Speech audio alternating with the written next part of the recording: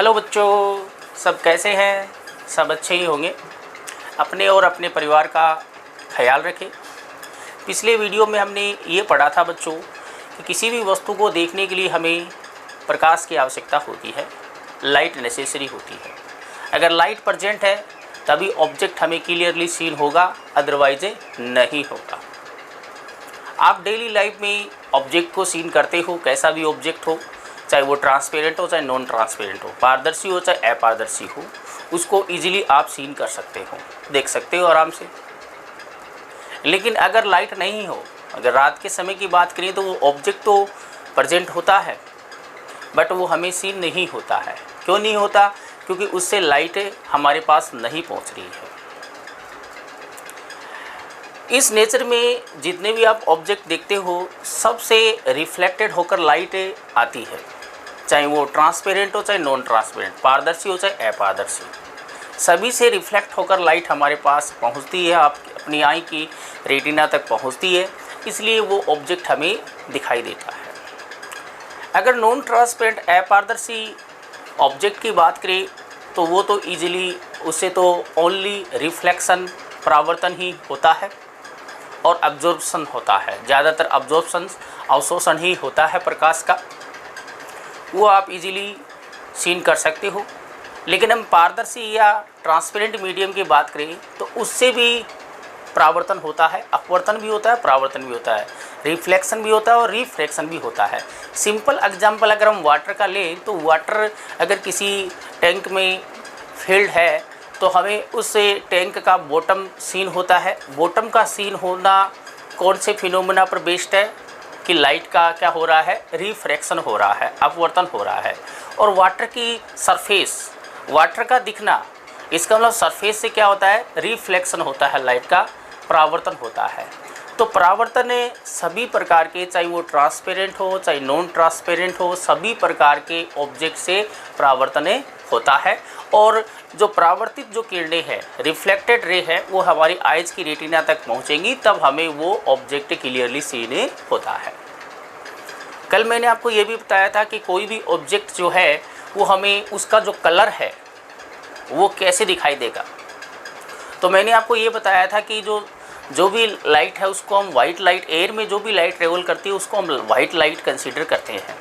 और white light जो है वो किसी ऑब्जेक्ट पर अगर इंसिडेंट होगी, या हम सन से आने वाली लाइट की बात करें तो उस वाइट लाइट में 7 कलर होते हैं। ऑब्जेक्ट जिस कलर का होता है वो क्या करता है, केवल उसी कलर को रिफ्लेक्ट करता है, बाकी सभी कलर को अब्जॉर्ब कर लेता है। तो उस ऑब्जेक्ट से जो रिफ्लेक्टेड रे हमारी आइज की रेटिना पर गिरेंगी, वो जिस कलर की अपनी आइज की रेटिना पर गिरेंगे उसी कलर का हमें वो ऑब्जेक्ट दिखाई देगा। अगर हम बनाना की बात करें तो बनाना क्या कर रहा है, 7 में से 6 कलर को अब्जॉर्ब कर लेता, ओनली येलो कलर को रिफ्लेक्ट करता है और वो येलो कलर हमारी आइज की रेटिना पर पहुंचेगा और वो हमें बनाना, केला जो है वो हमें येलो फील होता है। तो इस नेचर में ऑब्जेक्ट का जो कलर है वो कैसे डिफाइन होगा वो आपको पता चल गया होगा। कोई भी कलर है इसका मतलब वो उसी कलर को रिफ्लेक्ट कर रहा है। ओके बच्चों, अब बात आती है कि जो लाइट है वो स्ट्रेट पाथ पर ट्रेवल करती है। अकॉर्डिंग टू न्यूटन से कोरपस्कल्स थ्योरी, लाइट है वो स्ट्रेट पाथ पर ट्रेवल करती है। इसका मतलब क्या है कि वो कर्वर्ड पाथ पर नहीं चलेगी, मुड़ेगी नहीं लाइट। किसी एक मीडियम में अगर लाइट ट्रेवल कर रही है, किसी सिंगल मीडियम में, तो वो कर्वर्ड, वो बेंड नहीं होगी। ओके, इसलिए क्या है कि अगर हम वन आई से अगर हम देखें तो वन आई से जो विजन फील्ड होगा वो कितना एंगल बनाएगा, आप यहाँ से देख सकते हो, यहाँ से ये कितना एंगल बना, वन आई से 120 डिग्री विजन फील्ड एंगल बनता है। ठीक है, वन आई से हमें 120 डिग्री तक जितना भी फील्ड है उसको हम देख सकते हैं, जितना भी एरिया होगा 120 डिग्री तक जितना भी एरिया उसको हमें देख सकते हैं। और दोनों आइज हैं तो दोनों आई से हम 180 डिग्री एरिया में कोई भी ऑब्जेक्ट अगर प्लेस्ड होगा तो उसको हम देख सकते हैं। सिंगल आई से 120 डिग्री एरिया में जो भी ऑब्जेक्ट होगा उसको हम क्लियरली सीन कर सकते हैं, और दोनों आई से, बोथ आई से 180 डिग्री एरिया में जो भी ऑब्जेक्ट है उसको हम क्लियरली सीन कर सकते हैं। तो ये भी इम्पोर्टेंट बात है। अब लाइट है वो स्ट्रेट पाथ पर ट्रेवल करती है। इसका सिंपल सा एग्जांपल मैं यही दे देता हूँ, जैसे पीछे बोर्ड है, अब बोर्ड मुझे सीन नहीं हो रहा है, क्या बोर्ड से लाइट रिफ्लेक्ट होकर नहीं आ रही है? हाँ आ रही है, बोर्ड से लाइट है वो रिफ्लेक्ट होकर आ रही है, बट वो ऐसे रिफ्लेक्ट होकर चली गई ऐसे। ओके, अगर लाइट बैंड होती, स्ट्रेट पाथ पर न चलकर ऐसे बैंड हो जाती तो मेरी आई की रेटिना पर पहुंच जाती, बट वो इससे रिफ्लेक्ट होकर सीधी निकल गई, आई की रेटिना तक नहीं पहुंच रही है, तो इससे रिफ्लेक्टेड लाइट मेरी आइज की रेटिना तक नहीं पहुंच रही है, इसलिए बोर्ड मुझे सीन नहीं होता है। रिफ्लेक्शन हो रहा है, रिफ्लेक्टेड लाइट आ रही है, बट 180 से पीछे जितने भी ऑब्जेक्ट है वो मुझे सीन नहीं होंगे। हाँ, उनसे लाइट रिफ्लेक्टेड होकर आ रही है, बट अपनी आइज की रेटिना पर नहीं गिर रही है। ठीक है बच्चों, तो आज हम शुरू करते हैं first phenomena of light, reflection of light.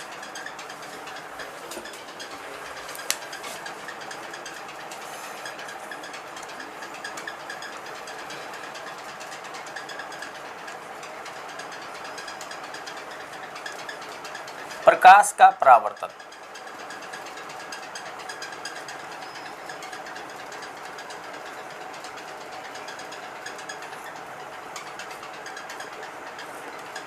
प्रकाश का परावर्तन, रिफ्लेक्शन ऑफ लाइट, सब बच्चों को पता होगा, 8th स्टैंडर्ड में भी पढ़ा है, 10th स्टैंडर्ड में भी पढ़ा है कि रिफ्लेक्शन ऑफ लाइट क्या है। रिफ्लेक्शन ऑफ लाइट यही है कि लाइट अगर किसी एक मीडियम से आई और किसी दूसरे मीडियम के इंटरफेस पर जब इंसिडेंट होगी तब वो उस सरफेस से रिफ्लेक्ट होकर उसी मीडियम में वापस लौट जाती है। ये जो फिनोमिना है लाइट का, इसको हम रिफ्लेक्शन ऑफ लाइट, प्रकाश का परावर्तन कहते हैं। कि लाइट किसी एक मीडियम से आई और इंटरफेस या हम कहें रिफ्लेक्टिंग सरफेस या इंटरफेस ऑफ टू मीडियम, दो माध्यमों को पृथक करने वाली जो सरफेस है उससे टकराई और टकराकर वापस अगर उसी मीडियम में वापस अगर चली गई तो इसे हम रिफ्लेक्शन ऑफ लाइट या प्रकाश का परावर्तन बोलते हैं। इसको आप डायग्राम से आसानी से समझ सकते हो बच्चों। ओके, ये हमारे पास एक इंटरफेस है, इंटरफेस ऑफ टू मीडियम, या हम कहें कोई भी ऑब्जेक्ट है और उसकी सरफेस है। जैसे मान लो ये टेबल है, ओके, स्मूथ टेबल है, ये टेबल मान लेते हैं इसको। ओके, इसको हम रिफ्लेक्टिंग सरफेस बोल सकते हैं, एम डैश है ये मीडियम फर्स्ट है और ये मीडियम सेकंड है, यहाँ पर ये मीडियम सेकंड है। लाइट रे है वो फर्स्ट मीडियम से आई, ये पी क्यू इंसिडेंट लाइट है बच्चों। पी क्यू क्या है? इंसिडेंट लाइट है। इंसिडेंट बोले तो ये लाइट जो है वो इस सरफेस की ओर आ रही है, इंसिडेंट हो रही है। ये एरो से पता चलेगा कि इंसिडेंट कौन सी है, रिफ्लेक्टेड कौन सी है। तो इस एरो को लगाना मत भूलना, क्योंकि एरो से ही हमें पता चलता है कि लाइट, पहले तो लाइट रे है और दूसरी बात ये एरो शो करता है कि लाइट की डायरेक्शन क्या है, प्रकाश किरण की दिशा क्या है। ओके बच्चों, ये जो लाइट है वो फर्स्ट मीडियम से आ रही है और इस इंटरफेस पर, इंटरफेस ऑफ टू मीडियम, एक ये मीडियम एक ये मीडियम, दोनों माध्यमों को, दोनों मीडियम को सेपरेट करने वाली सरफेस है। इस सरफेस पर जब ये इंसिडेंट होगी तो क्या होगी, ये सेकंड वाले मीडियम में इंटर ना करके अगेन फर्स्ट वाले मीडियम में क्या हो गई, ये बच्चों return back in first medium, पहले वाले माध्यम में ही वापस लौट जाती है। ओके, ये जो फिनोमिना है लाइट का, that is called the reflection of light, प्रकाश का परावर्तन कहलाता है। तो ये सबको पता होगा, लाइट है वो किसी एक मीडियम से आई और सरफेस पर टकराई और वापस उसी मीडियम में चली गई, इसी को हम क्या कहते हैं बच्चों, रिफ्लेक्शन ऑफ लाइट, प्रकाश का परावर्तन। ओके बच्चों, अब इसको मैंने आर दे दिया, तो वेयर पी क्यू क्या है बच्चों, पी क्यू है आपकी incident ray, P Q incident ray है। और क्यू आर क्या है, क्यू आर है रिफ्लेक्टेड रे।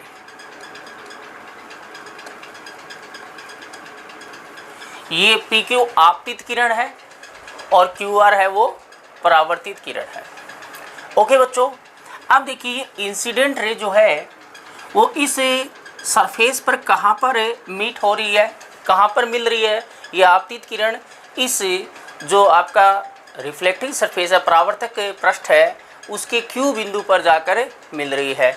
तो इस क्यू बिंदु को हम क्या बोलते हैं बच्चों, इसको बोलते हैं point of incidence, point of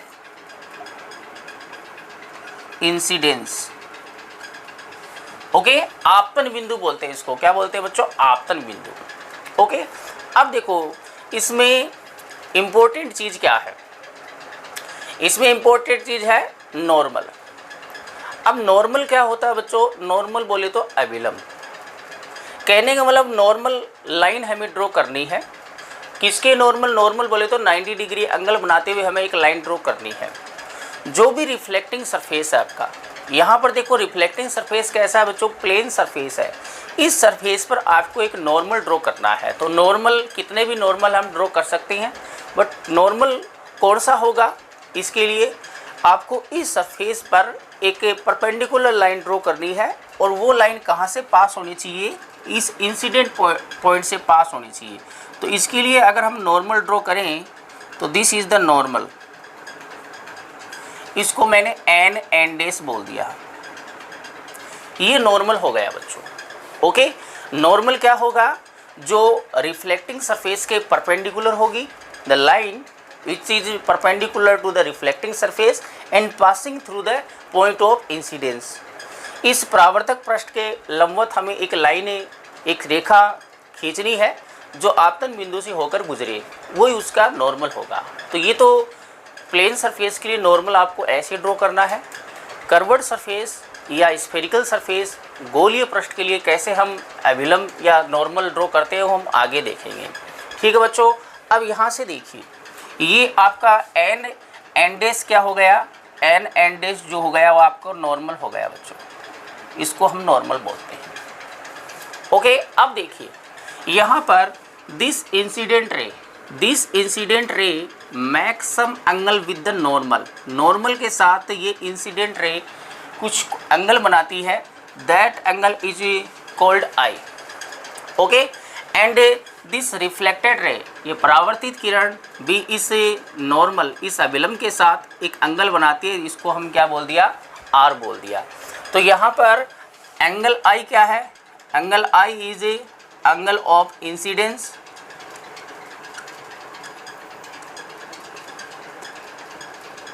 okay, angle R is a angle of a reflection.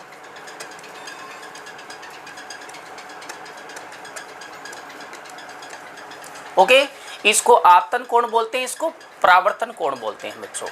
अब इसमें सबसे महत्वपूर्ण बात आपको ये याद रखनी है बच्चों कि बच्चे क्या सोचते हैं कि एंगल आई ये बना देते हैं, एंगल आई ये बना देते हैं, दैट इज इनकरेक्ट। ओके, तो इंसिडेंस एंगल क्या होता है, the angle made by the incident ray with normal.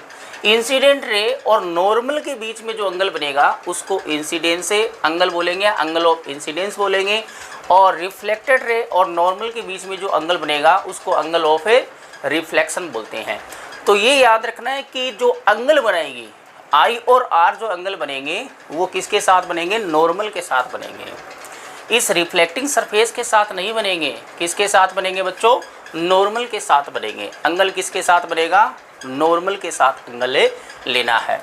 Okay, अगर हम इस सरफेस के साथ एंगल मैं कंसीडर कर लेता हूँ कि सरफेस के साथ थीटा एंगल बना रहा है, आपको ये कह दे कि इंसिडेंट रे है वो सरफेस के साथ थीटा एंगल बना रहा है, इंसिडेंट रे सरफेस के साथ थीटा एंगल बना रहा है, तो दिस थीटा, ये जो थीटा है वो एंगल ऑफ इंसिडेंस नहीं है, आपतन कोण नहीं है, क्योंकि आपतन कोण है वो सरफेस के साथ नहीं बनता है, वो इसके साथ बनता है। ठीक है, और ये एंगल थीटा है, तो then this angle is also theta, वो हम आगे देखेंगे। ये एंगल थीटा होगा तो ये एंगल भी थीटा होगा, क्योंकि ये दोनों एंगल भी इक्वल होते हैं। ये हम रूल्स में पढ़ेंगे, लॉज में पढ़ेंगे, परावर्तन के नियम में, रिफ्लेक्शन ऑफ लाइट। तो ये क्या बच्चों, रिफ्लेक्शन ऑफ लाइट होगा, इसका डायग्राम अच्छे से समझ में आ गया होगा। इस रिफ्लेक्शन ऑफ लाइट में बाकी सिंपल चीज़ें वो आपको आती होंगी, बट इसमें आपको महत्वपूर्ण यही चीज़ याद रखनी है। ठीक है, वैसे तो बच्चों को सबको पता होगा, लेकिन दोबारा इसको आप देख लेना कि एंगल ऑफ इंसिडेंस और एंगल ऑफ रिफ्लेक्शन नॉर्मल के साथ आपको बनाने हैं, सरफेस के साथ, रिफ्लेक्टिंग सरफेस के साथ नहीं, नॉर्मल के साथ बनाने हैं आपको, ठीक है। और नॉर्मल कैसे ड्रॉ करना है, नॉर्मल जो भी रिफ्लेक्टिंग सरफेस का उसके परपेंडिकुलर लाइन होगी जो कि इंसिडेंस पॉइंट आपतन बिंदु से होकर गुजरेगी, ठीक है बच्चों। ये समझ में आ गया होगा सबको। ओके, आगे बढ़ते हैं।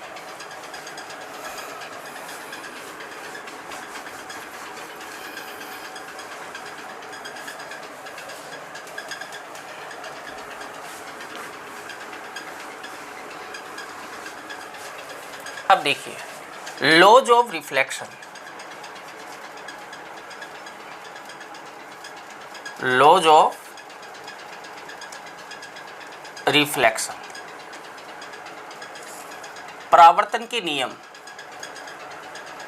परावर्तन के नियम देखेंगे बच्चों, यहाँ पर परावर्तन के हमारे पास दो नियम है। There are two laws of a reflection. First law सबको पता होगा, फर्स्ट लॉ ऑफ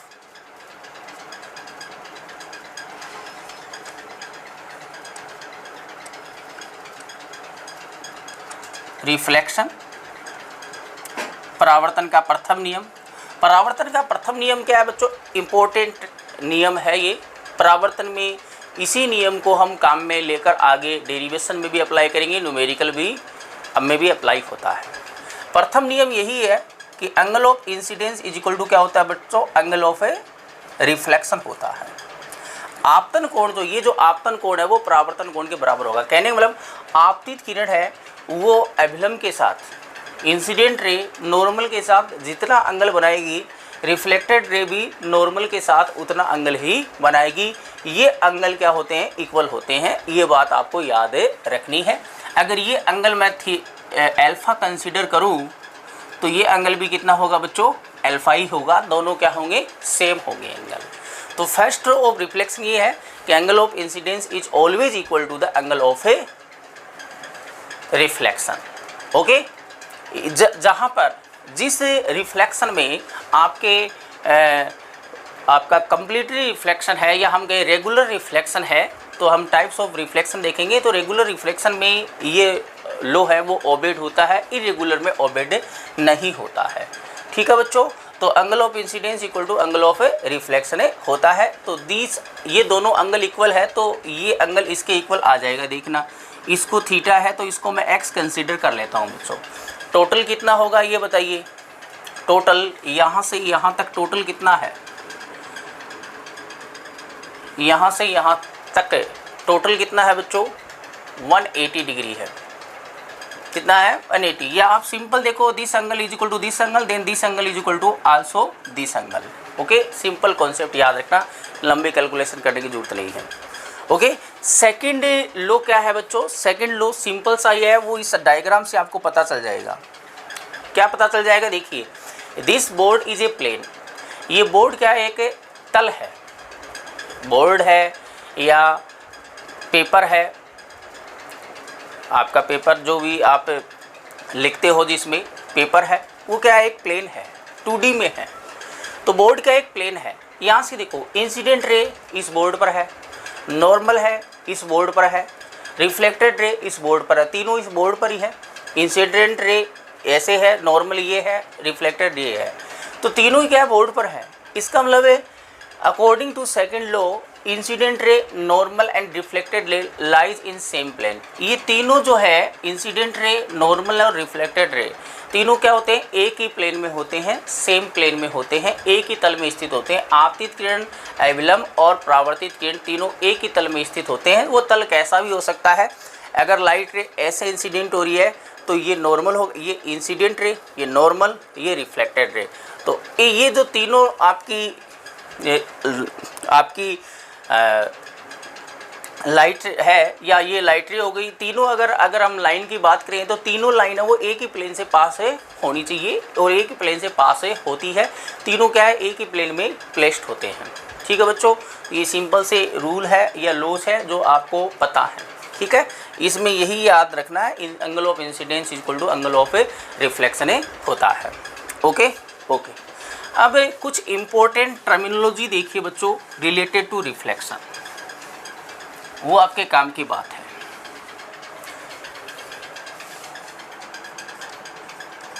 की पॉइंट्स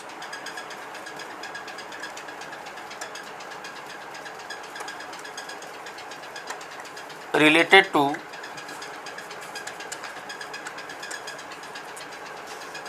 रिफ्लेक्शन। कुछ की पॉइंट्स हम देखते हैं रिफ्लेक्शन से रिलेटेड। अब यहाँ पर देखिए बच्चों, मैंने कहा है कि कल मैं आपको पिछले वीडियो में मैंने आपको बताया था कि किसी एक मीडियम में लाइट की जो स्पीड है वो एक ही होती है। इंसिडेंट रे है वो कौन सी मीडियम में है? फर्स्ट मीडियम में है। तो रिफ्लेक्टेड रे कौन से मीडियम में है? फर्स्ट मीडियम में ही है। मतलब इंसिडेंट रे और रिफ्लेक्टेड रे दोनों सेम मीडियम में ही है। तो दोनों सेम मीडियम में है, तो क्या रिफ्लेक्शन में क्या स्पीड ऑफ लाइट चेंज होगी? नहीं होगी, क्योंकि दोनों ही क्या है? सेम मीडियम में। अगर मैं कह दूं कि इसकी स्पीड, ये इंसिडेंट रे की स्पीड क्या है? वी आई है, और रिफ्लेक्टेड रे की स्पीड क्या है? वी एफ है। तो दोनों सेम मीडियम है, इसका मतलब है वी आई इक्वल टू क्या होगा? वी एफ होगा। इंसिडेंट रे और रिफ्लेक्टेड रे दोनों की स्पीड क्या होगी? सेम होगी। There is no change in the speed of the reflected light ray, that is same as the incident light ray. Okay, परावर्तित किरण की चाल है वो परिवर्तित नहीं होगी, वो उतनी होगी जितनी आपतित किरण की होगी। क्यों? क्योंकि दोनों ही समान माध्यम में है, और माध्यम समान है तो एक माध्यम में प्रकाश की चाल है वो समान ही रहती है। ठीक है, ओके। दूसरी बात, ये फॉर्मूला आपको पता होगा बच्चों, सिंस देखो वेवलेंथ है, तरंग दैर्घ्य इक्वल टू होता है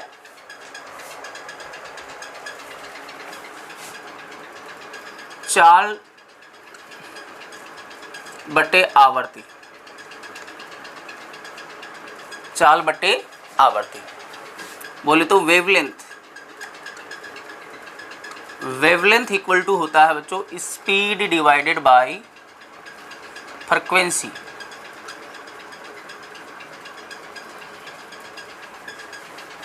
ओके, लेमडा इक्वल टू होता है बच्चों सी वी अपॉन एफ होता है। वी हमने स्पीड ले ली, अगर एयर है तो एयर में स्पीड हम सी से रिप्रेजेंट कर देते हैं, कोई दिक्कत नहीं है।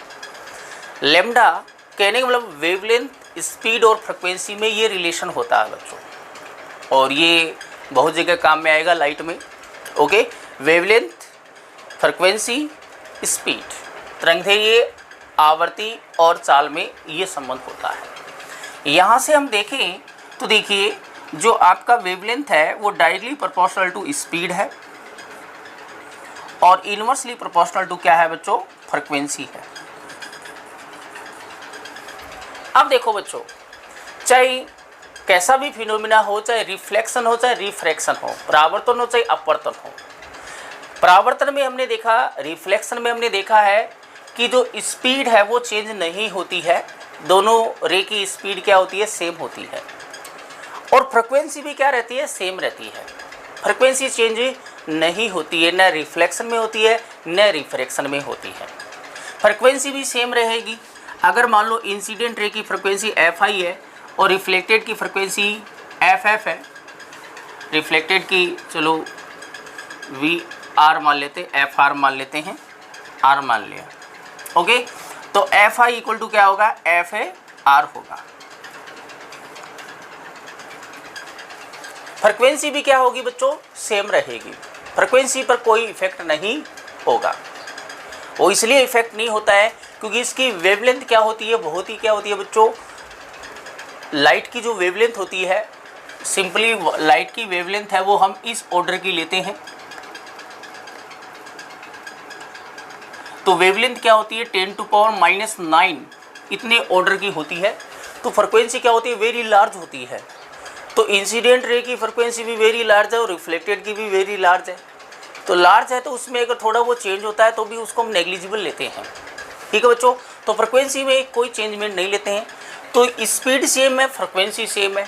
यहाँ से देखो स्पीड सेम है, फ्रिक्वेंसी सेम है, तो वेवलेंथ भी क्या रहेगा? सेम रहेगा। अगर इंसिडेंट की वेवलेंथ लेमडा आई है और रिफ्लेक्टेड की वेवलेंथ लेमडा आर है, देन वेवलेंथ तरंगदैर्घ्य आल्सो रिमेन अनचेंज्ड।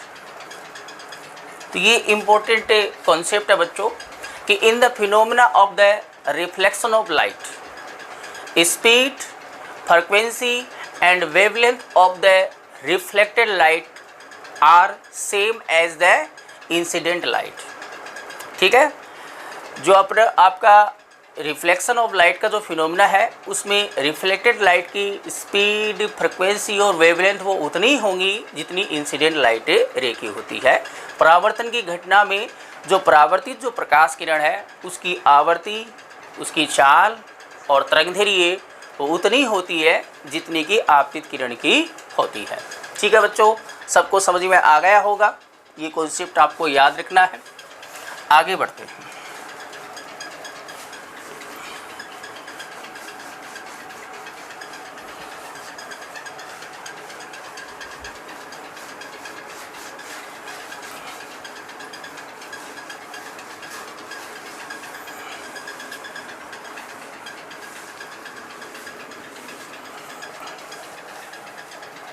ओके बच्चों, अब देखिए आगे होता क्या है कि रिफ्लेक्शन की जो घटना है, फिनोमेना ऑफ जो रिफ्लेक्शन है, इसमें ये लाइट इंसिडेंट हुई और ये रिफ्लेक्टेड लाइट रे है। इसकी इंटेंसिटी की बात करें, इंटेंसिटी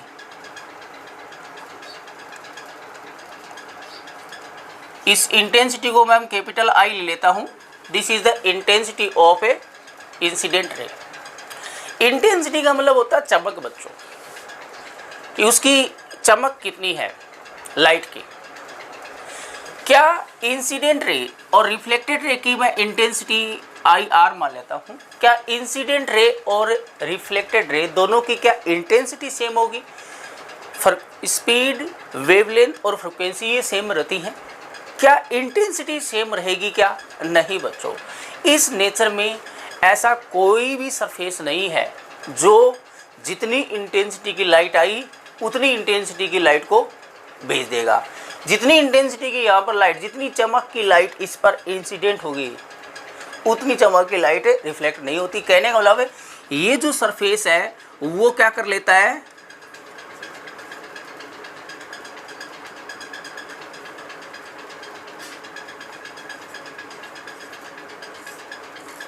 क्या कर लेता है बच्चों, सम लाइट को अब्जॉर्ब कर लेता है। क्या कर लेता है? अब्जॉर्ब कर लेता है।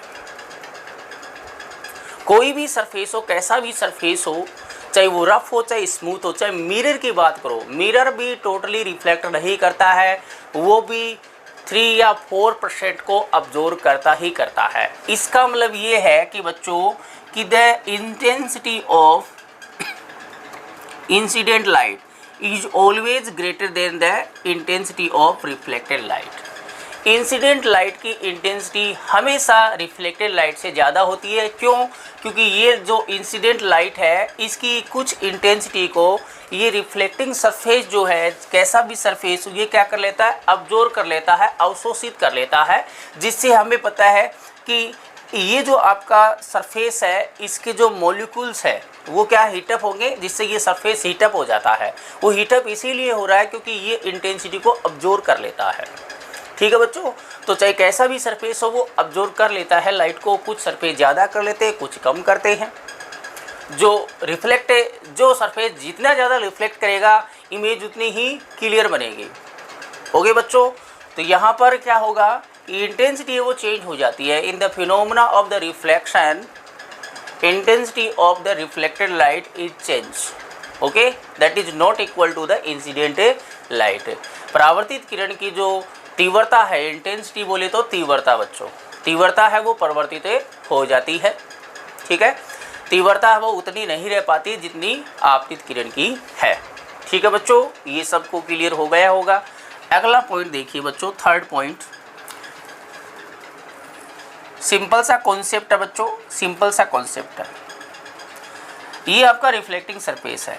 अगर मान लो लाइट रे इस सरफेस पर अगर नॉर्मली इंसिडेंट होती है, कैसे इंसिडेंट होती है नॉर्मली, तो लॉज ऑफ रिफ्लेक्शन ही आपको यूज में लेने हैं। अगर नॉर्मली इंसिडेंट, अब देखो इस सरफेस पर नॉर्मली इंसिडेंट हो रही है, ये ऑब्लिक इंसिडेंट थी, तिर्यक आपकी थी, टेढ़ी आपकी इंसिडेंट हो रही थी, ये नॉर्मली इंसिडेंट होगी। तो बताइए एंगल ऑफ इंसिडेंस कितना होगा? बच्चे बोलते हैं 90 डिग्री होगा। 90 डिग्री नहीं बच्चों, नॉर्मल ड्रॉ करो। इसके लिए कैसे नॉर्मल ड्रॉ करना बताया था? एंगल ऑफ इंसिडेंस ये है, तो देखो इस सरफेस पर परपेंडिकुलर ड्रॉ करना है और इसे एंगल ऑफ इंसिडेंस से पास होना चाहिए। This is the normal. इसके लिए नॉर्मल ये होगा। तो बताइए ये इंसिडेंट रे है और यही नॉर्मल है, तो इंसिडेंट रे और नॉर्मल के बीच में एंगल कितना बन रहा है बच्चों? 0 डिग्री बन रहा है। सेम डायरेक्शन में है तो एंगल 0 डिग्री बनेगा। तो मैंने आपको बताया था angle of incidence is equal to angle of a reflection होता है। तो एंगल आई इक्वल टू 0 है तो एंगल आर इक्वल टू भी क्या होगा बच्चों? 0 होगा। इसका मतलब ये है कि इंसिडेंट रे है नॉर्मल के अलोंग आ रही है तो 0 डिग्री है। इसका मतलब रिफ्लेक्टेड रे भी क्या होगी? नॉर्मल के अलोंग ही जाएगी तभी एंगल 0 होगा। तो इसका मतलब रिफ्लेक्टेड रे है वो उसी पाथ पर ट्रेवल कर जाएगी। तो सिंपल सा कॉन्सेप्ट है, सीधा कॉन्सेप्ट आपको यही याद रखना है कि अगर लाइट रे नॉर्मली इंसिडेंट होती है किसी भी सरफेस पर तो क्या होगी? वो उसी पाथ पर वापस लौट जाती है। ठीक है ना? पाथ चेंज नहीं करेगी, नॉर्मली इंसिडेंट होगी तो रिफ्लेक्ट होकर उसी पाथ पर रिटर्न कर जाती है। ठीक है बच्चों, ये समझ में आ गया होगा। ये आपके एंगल ऑफ जो लॉज ऑफ रिफ्लेक्शन है, angle of incidence equal to angle of reflection. ठीक है बच्चों,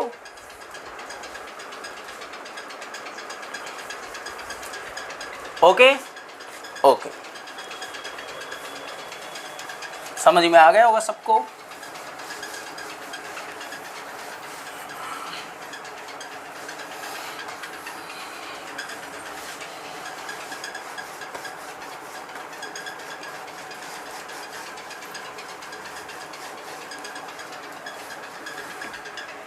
अब देखिए बच्चों कुछ क्वेश्चन देख लेते हैं।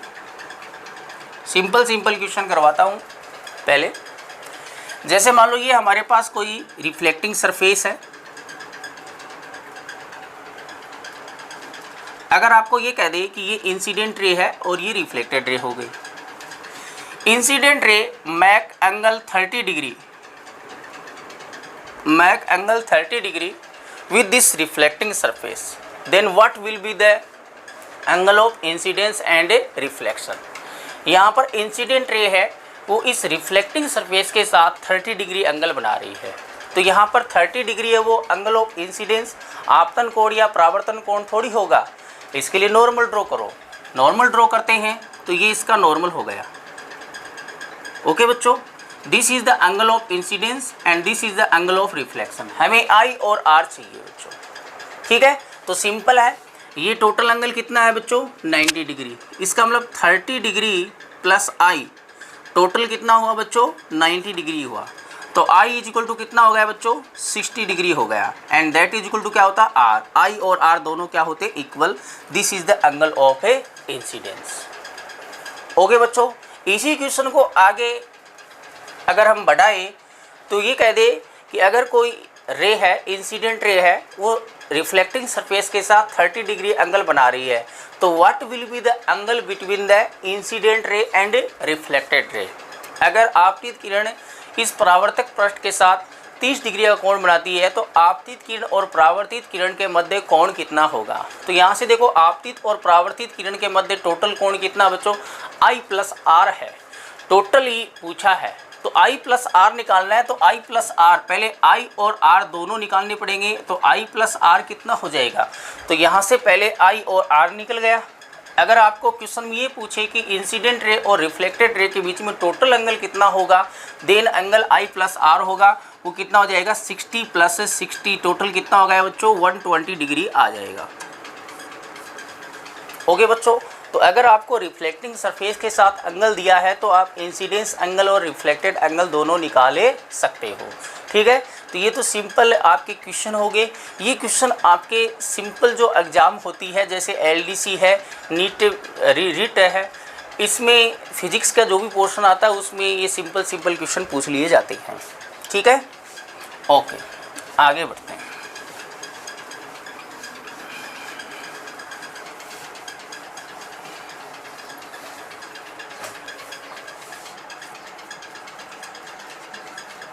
Types of reflection, types of a reflection, परावर्तन के प्रकार। परावर्तन है वो दो प्रकार के होंगे बच्चों। एक तो होता है regular reflection,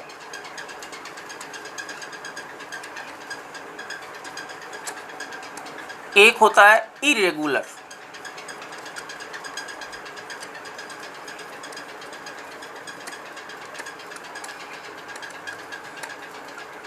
irregular reflection, regular reflection और इरेगुलर रिफ्लेक्शन क्या होता है बच्चों? रेगुलर रिफ्लेक्शन डायग्राम से समझ लो। देखिए ये आपका सरफेस है और ये कैसा सरफेस है? स्मूथ है, स्मूथ सरफेस है, ये चिकनी सतह है।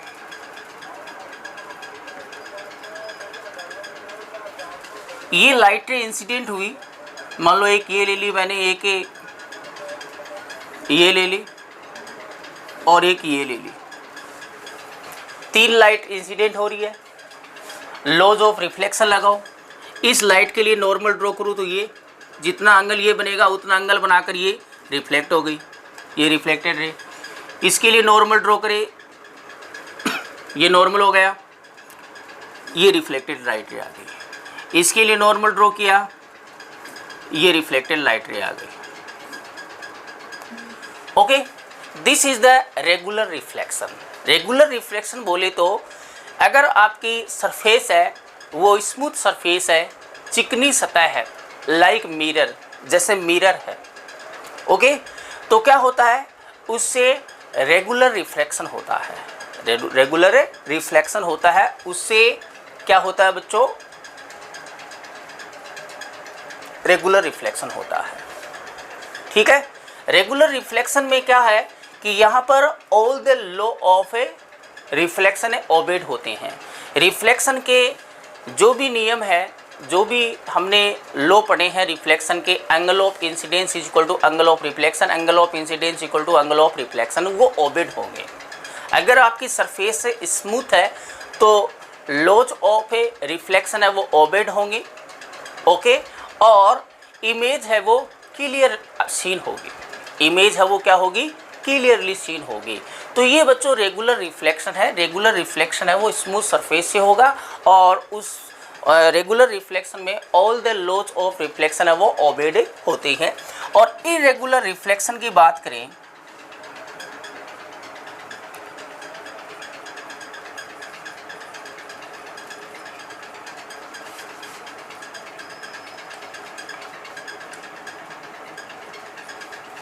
इसको हिंदी में बोलते हैं बच्चों नियमित परावर्तन। नियमित परावर्तन है ये। ओके बच्चों, नियमित। रफ सरफेस हो, अगर रफ सरफेस होगा तो देखिए बच्चों क्या होगा, ये ऐसे आ रही है पैरेलल, ये ऐसे रिफ्लेक्ट हो गई, ये ऐसे रिफ्लेक्ट हो गई, ये ऐसे रिफ्लेक्ट हो गई। यहाँ से देखिए क्या ये एंगल इस एंगल के इक्वल है? इसके लिए नॉर्मल ड्रॉ करूं तो क्या ये एंगल इसके एंगल के इक्वल है? इसके लिए नॉर्मल ड्रॉ करूं, क्या ये एंगल इसके इक्वल है? नहीं है। इसका मतलब अगर आपकी सरफेस रफ है, जैसे इस डेली लाइफ में आप जो भी ऑब्जेक्ट देखते हो सबकी सरफेस रफ ही होती है और सबसे क्या होता है? इरेगुलर रिफ्लेक्शन ही होता है। ओके, यहाँ पर लाइट रे जो है वो उसमें जो लॉज ऑफ रिफ्लेक्शन है वो ओबेड नहीं होंगे, angle of incidence equal to angle of reflection नहीं होंगे। और साथ में ज़रूरी नहीं है कि सेम प्लेन में हो, वो ऐसे इंसिडेंट हुई वो ऐसे रिफ्लेक्ट हो सकती है, एक ऐसे इंसिडेंट इधर रिफ्लेक्ट हो सकती है, एक ऐसे इंसिडेंट हुई नीचे रिफ्लेक्ट इधर रिफ्लेक्ट हो सकती है। तो सेम प्लेन में भी नहीं होंगी और angle of incidence angle of reflection के इक्वल नहीं होगा। तो इस प्रकार का अगर रिफ्लेक्शन है जिसमें all the laws of reflection obeyed नहीं होते हैं तो वो इरेगुलर रिफ्लेक्शन विसरित या अनियमित परावर्तन होता है। ठीक है बच्चों, और इससे जो भी इमेज बनेगी वो आपकी क्लियरली नहीं बनेगी, या तो बनेगी नहीं इमेज या क्लियरली नहीं बनेगी। जैसे मान लो आपके पास सामने वॉल है तो वॉल पर मेरी इमेज बन रही है क्या? नहीं बन रही है, क्योंकि उससे इरेगुलर रिफ्लेक्शन हो रहा है। ठीक है बच्चों, तो रेगुलर और इरेगुलर आपको पता चल गया होगा कि नियमित परावर्तन का मतलब जिसमें जो परावर्तन के नियमों का पालन होगा, इनमें परावर्तन के नियमों का पालन नहीं होगा। इसमें कि जितनी भी रे आएंगी वो परावर्तन के नियम के तहत ही परावर्तित होगी, ठीक है। Angle of incidence equal to angle of reflection.